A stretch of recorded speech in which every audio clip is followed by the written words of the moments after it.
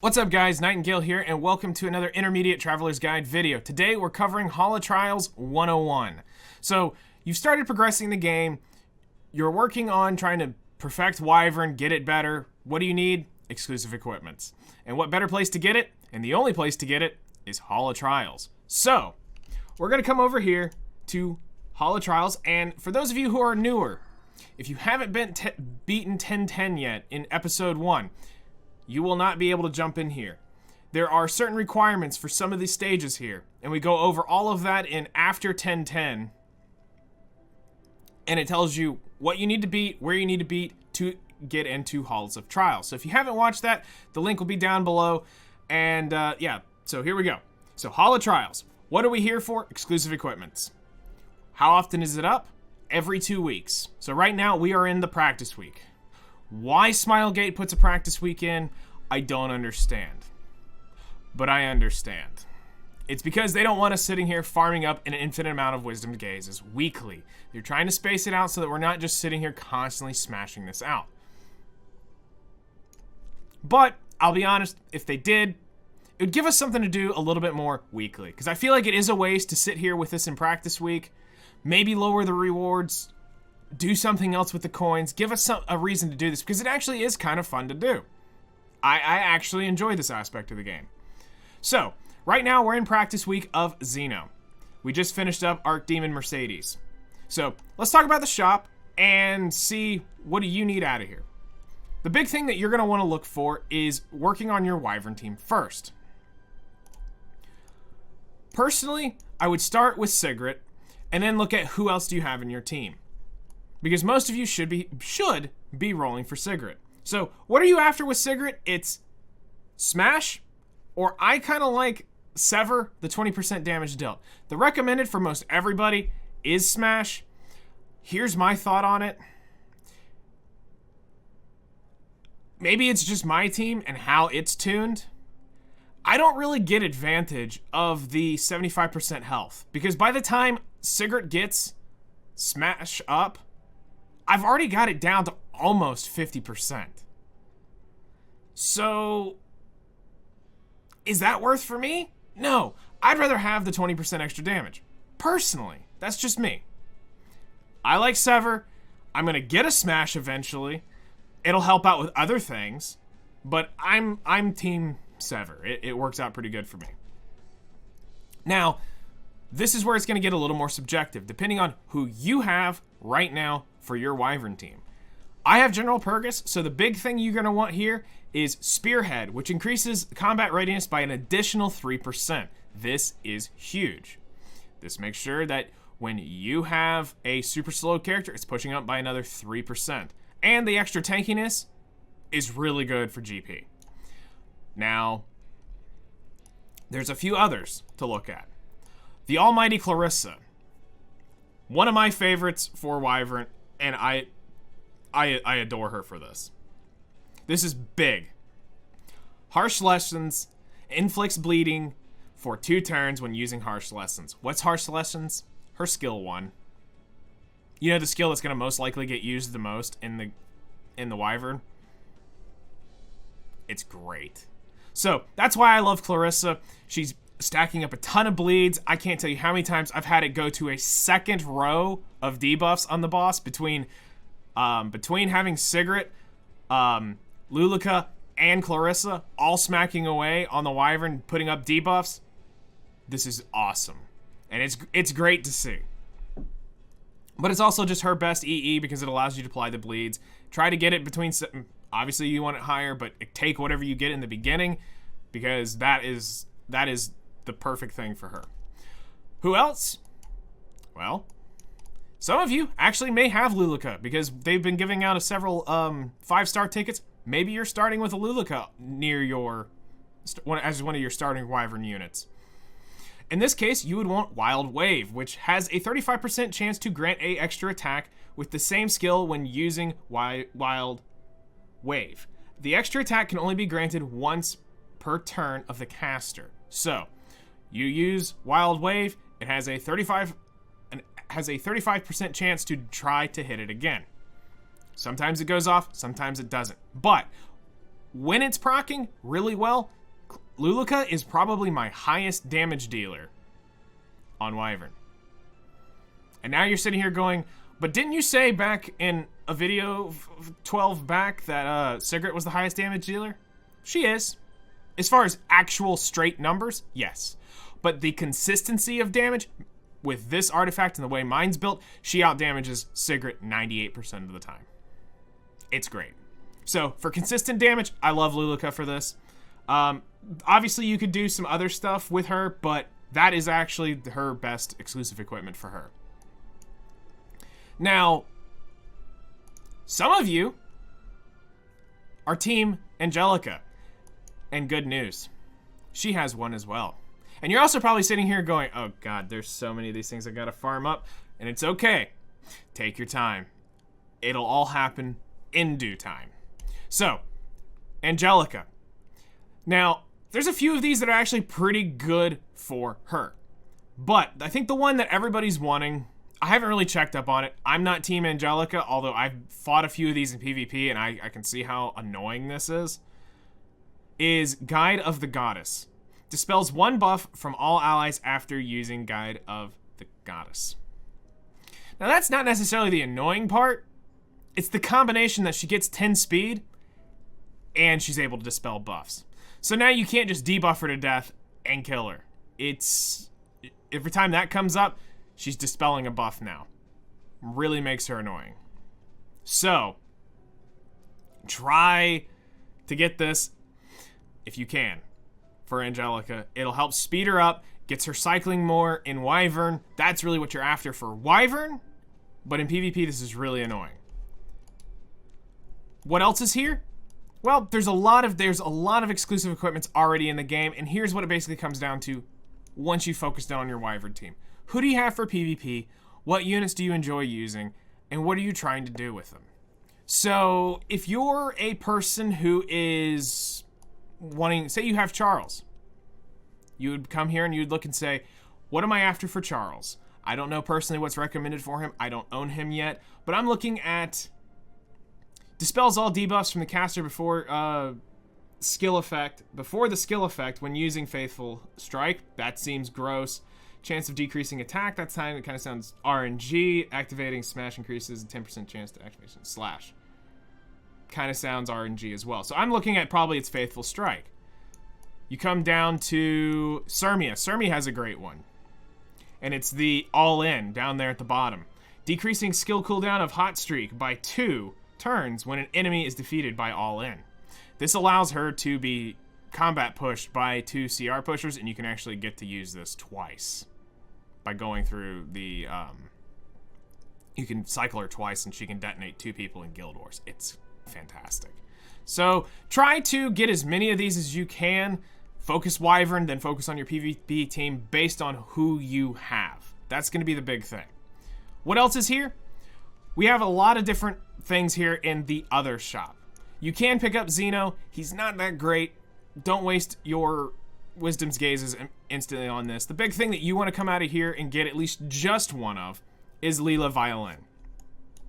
Now, you can buy an infinite amount of these, so be careful.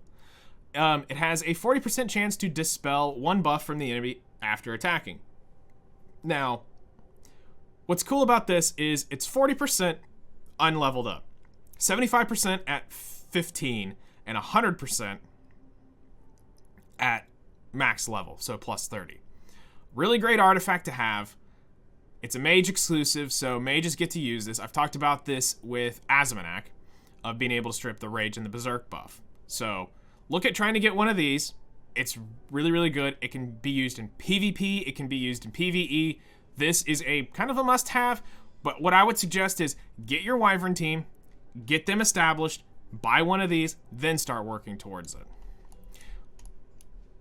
If you've only got Sigrid to worry about, probably get that next, if that's all you have. So if you're using Montmorency, Alexa, and Furious, and you've only got Sigrid, come in here and that might be your second purchase once you've got one of the Sigrid exclusive equipments that is correct. Smash or the first Sever. I will point this out, the Cruel Mischief is a artifact specifically for Halls of Trials. We won't go into this because this is going to be classified as something we're going to talk about in a later series. But it is here. And it's something you will eventually want to work on for that later. Where am I classifying that as? I think I'm about there. I'm going to start looking at setting things up over the next several weeks, seeing who's coming out in exclusive equipments. But right now, I'm not spending any of my wisdom gazes unless I have to. I should also now bring up just the fact, before we jump into talking about mechanics, that you can craft from the Alchemist steeple exclusive equipments, but at a catch. So I first heard about this and I was like, this sounds great. And then I realized, while I have been blessed while doing this, this is also a curse. So once you have leveled up your Alchemist steeple significantly, you can craft exclusive equipments. Now, here's the catch. It takes 7 of these. 7 to guarantee your stat. And at epic quality, meaning it will roll max stat and you can pick the skill. But it takes 7 exclusive equipments. So you need to roll 7 poorly rolled exclusive equipments, or men rolled, or just wrong stat to make you an exclusive equipment. You can only do it once per day, per unit. Eventually this won't be an issue. You'll be able to go in and summon a bunch of these and then just craft one.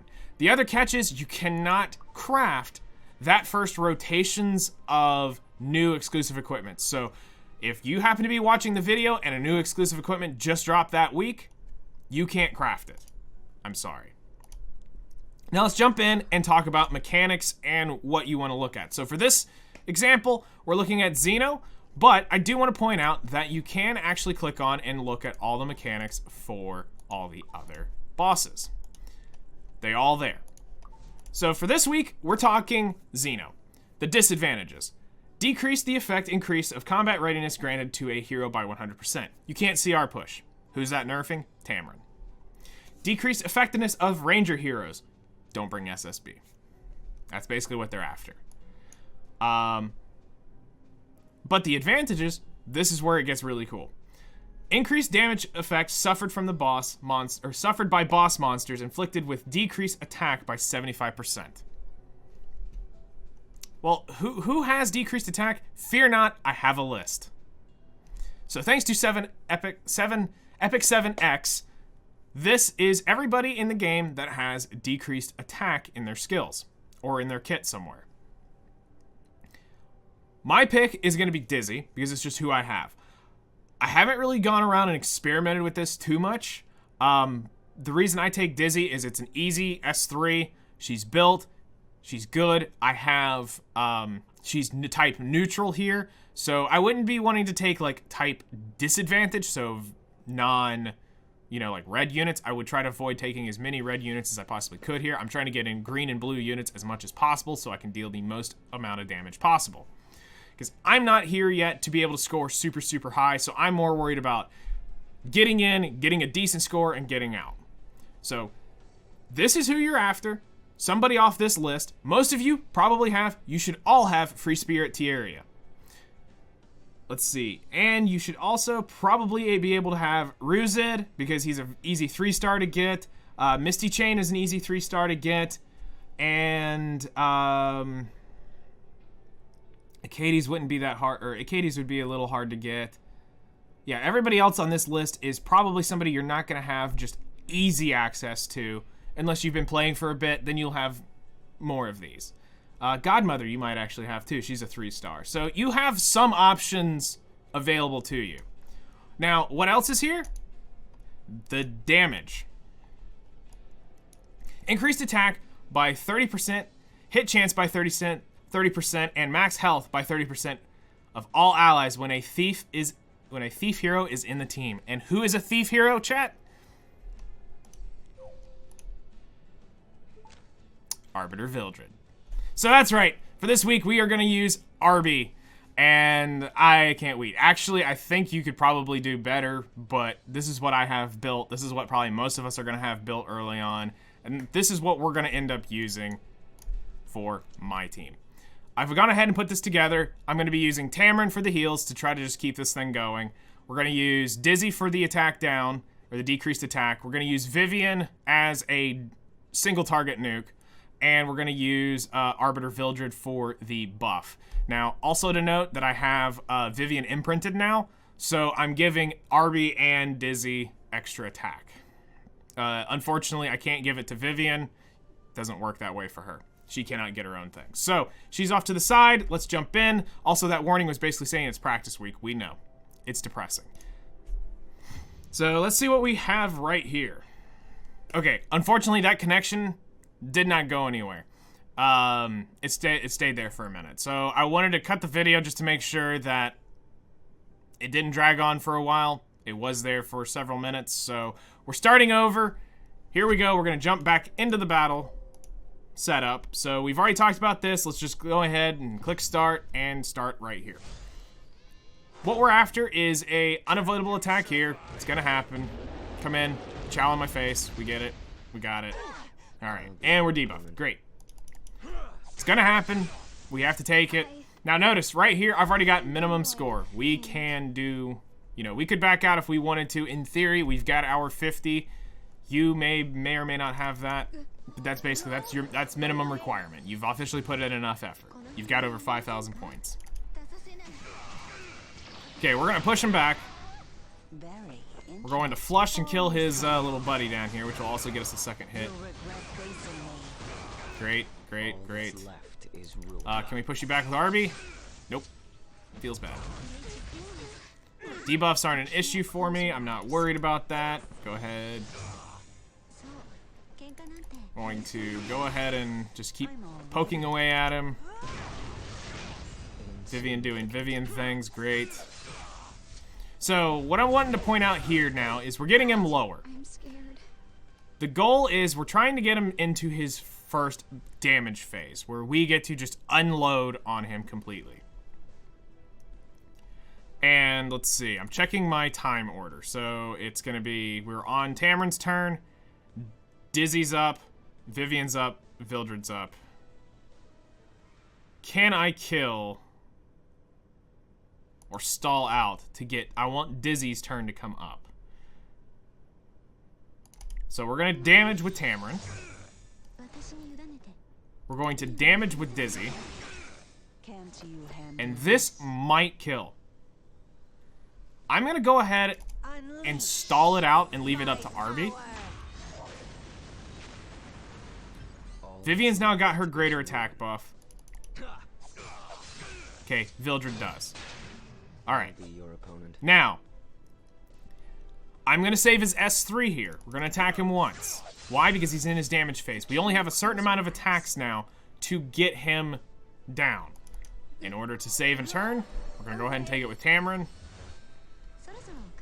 Now, we're going to apply our attack down, or decreased attack.